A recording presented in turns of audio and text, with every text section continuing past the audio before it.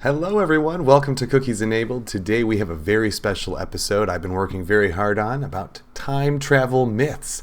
And that is super exciting. Will we be able to travel into the future or back into the past in our future? Who knows? We are going to learn a lot more about all the science, the truths, and myths right here. So stick around and let's learn something new together.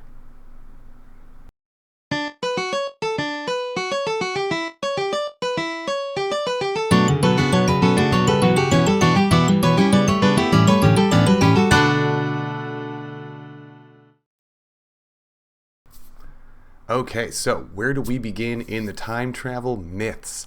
So we really actually got to break down some basics if we're going to talk time travel, since there are so many different renditions and ideas and whatnot out there. Let's stick with what we know. Okay, so we have to find three specific people in history that have really laid out some fabric of ideas behind the idea behind time travel. So really, this begins with the three people of that being Isaac Newton and Albert Einstein, as well as Stephen Hawking. So those three guys are our main go-tos here in this first section of the video.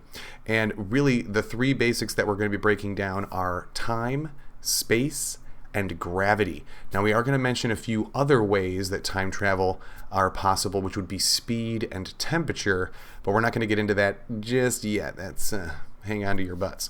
So let's start with Isaac Newton. Why do we have to jump all the way back to Newton? We've all heard the story of the apple falling on Isaac's head, and voila, he's got all this idea of math and science and awesome stuff. So really, why we need to know this is because gravity and mass have a connection, and that's where Isaac Newton really discovered that there was a big influence between density and gravity, and there's all these connections here that mathematics-wise was a huge breakthrough. It really kind of leaps and bounds forward for society. We were really able to kind of push the basics of math just based on what we learned from Isaac Newton. Okay, so where do we begin with Stephen Hawking? Well, before I jump into his realm of the Big Bang Theory and more space-time relativity, we definitely need to dive into a few extra things that Einstein came up with as well that are based solely on relativity. So I mentioned speed and temperature earlier, and really those can definitely affect time. We know the closer you get to absolute zero, which is about negative 429 degrees, the closer you actually can get to stopping time. Time for you as a particle would cease to exist. You wouldn't age, you wouldn't necessarily get younger, but you're not going anywhere. You physically wouldn't be able to move. So time, everything freezes at absolute zero, and that's probably the closest I think we will ever get to time travel, is being able to freeze time, but not necessarily speed it up or slow it down. Now, going back in time, you'd think logically, oh, well, it's already happened. I should be able to go back to that time and get there, you know, but no. In fact, traveling back in time is actually impossible, and relativity doesn't allow us to travel that direction in time. Now, there is actually one movie that gets this right, which I'm going to talk about here in the next section, but for the most part, all you need to know is that time travel backwards isn't going to happen. Forwards, where nothing has happened yet, is actually possible. So actually, if you were to try to speed up and go as fast as you could, the faster you're going to catching up with the speed of light, the slower time is actually going to go for you. And now this also changes based on elevation. The higher you are, the faster time will go for you. So if you're further away from the gravitational force, like Earth, so if you're floating in space, time is actually going to go faster for you. You are going to age faster in space than you are on Earth. So that's a good thing, right? And if you actually go closer to the center of the Earth, you will actually age slower. So technically, people at the bottom of a skyscraper will actually have shorter days than the people at the top of the tower. So the people 100 floors up, the day is going to seem longer to you, even though relative time is exactly the same in that whole building. Wow, that should blow your mind right there. Thank you, Einstein, for all that amazing math. If you have any of those questions, definitely dive into the sources below and leave some comments for me. Don't forget to like and subscribe and share. Now let's dive into Hawking. Where did he come into all this? Was it just a Big Bang Theory that he came up with? No. No, he came up with a lot more than that. Really, what we need to explain here is that time travel for him really explained the connection between how mass, gravity, relativity, all of these things are tied together. So he was the first person that really kind of looked at what Isaac Newton had brought up, Tesla, Einstein, and a few other random people that I'm not mentioning, and kind of crammed all their math together and was like, hey, wait a minute, why isn't anybody else realizing this? If you have, this much mass and this much space and this kind of vacuum, then that's going to have this kind of rotation and so on and so forth. I'm not going to get into the math because that's not what I'm here to do. There are plenty of other YouTube channels that would gladly explain the math for you. I'm just not here to do that. I'm here to talk more theory. So even Stephen Hawking said at one point that he had tried a few experiments to prove or to see if he could travel back in time to the past, and they were unsuccessful. Now, one of them was kind of a joke. The other one was a little more serious, but it still didn't work. And I'm not going to get into the smorgasbord of that either. Again, I will post some sources below. If you want to check out the stories, definitely do so. They are very amusing. But definitely the truth is it could be definitely wonderful if we could do a loophole and travel back in time. And the one movie that actually kind of gets this loophole theory correct is a movie called The Tomorrow War, and it is found on Amazon Prime. It has Chris Pratt as the main character. Actually a pretty good movie, other than the fact that the science is actually pretty correct. We're going to talk about that here and a few other movies in just a second. Okay, so let's pick up where we left off. What about these movies? I'm going to list a bunch here. None of them are accurate, okay? And I'm really sorry if these are any of your favorites. We're talking Back to the Futures, 1, 2, and 3. Time Machine, new and old. Looper, Men in Black 3, Tenet, Time Freak, Paycheck. I mean, the list literally goes on and on and on here. Now, the one I'm leaving out and the one I mentioned before that actually does, in a way, display time travel that actually would work is the Tomorrow War. Now, in the Tomorrow War, they explain that, time travels in one direction like a stream. If you had a stick jammed into the stream, the water's going to go around it and the stick is going to stay there, right? Now, let's say you got another stick further down the stream, and you got two of them, and you tied these two sticks together, so they're bridged, sticking out of the water, and now let's say that these two are actually moving with the water now. They've broken free, but they're stuck together, and now they're moving consistently with the water.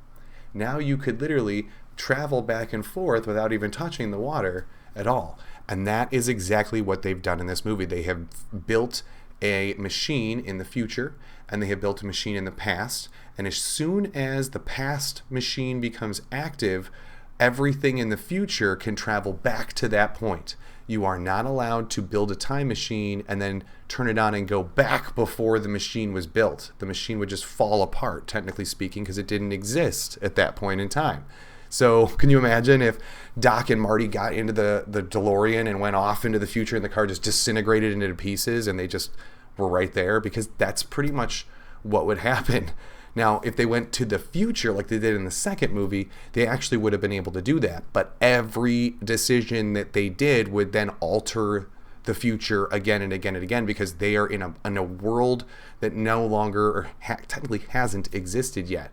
And technically, once they got to the future, they wouldn't be able to go back to the previous time unless it's still within the time that the time machine exists, if that makes sense. Again, think of the bridge and watch the Tomorrow War. This will make a lot more sense. So again, what about freezing time?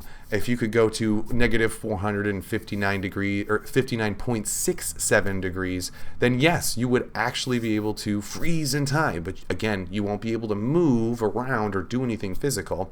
Now, if you could find a way to like encapsulate your house and freeze that in a dome in absolute time, then yes, technically you could live in there and do stuff and time would be disconnected from you. But no one's been able to do this. We have never even actually been able to reach absolute zero. So there's a lot of problems with that theory. Also, teleporters technically aren't breaking time or warping time. They're converting energy to matter and teleporting it, either a wireless signal like our phones do. It's taking a vocal signal, converting it to a digital signal and sending it through the air. So that's not time travel. Technically, in a way, teleportation could be used as time travel. Again, there is a Star Trek that covers this, but I'm not diving into it. And it does get it right, so I don't really need to mention it in my bad list because they only travel one way and it works. So again, thank you, Einstein, for really laying down the laws as to what is acceptable. We can't travel faster than the speed of light physically. Any matter would disintegrate instantly into nothing, or photons essentially, and you just dissipate into light. So good luck trying to get faster than the speed of light, because that's the only way that would actually make sense to go back in time. Time would actually start regressing for you. But again, that just means everything's just going to start disintegrating. So good luck. But hopefully that straightens that myth out. Okay, so let's tackle two myths that I've seen pop up on numerous videos online that I really have to debunk. So the first one here is an older lady that is at the World Fair, and it definitely looks like she's holding what could possibly be, and what everybody's saying is, a cell phone to her head, and kind of walking down the street. She's got this big coat on and a big fancy hat, so she fits the time period clothing wise. There's nothing that kind of sticks out other than the fact that this is like 1920 something, I think, and she's holding a phone to her head, which if you've seen any of my other episodes, the phone didn't come out, or the cell phone did not come out until 1980 something. So again, you got this huge gap of time. How is this lady holding a cell phone? What is she holding to her head? Nobody can seem to make this one up or figure out what this is. And I don't understand why no one's been able to figure this out. Back in the day, they actually used to have hearing aids. Now, again, they didn't have hearing aids like we do now, where you just like this tiny little earpiece, you stick it in your ear and, oh, I can hear everything. No, they were big, bulky, actual like radio looking like devices in this tiny little rectangular box, kind of the same shape as a phone, a lot thicker. But again, you would hold it to your head and it would have a microphone on one end that would actually pick up whatever sounds were around it and just blast that right into your ear through a speaker.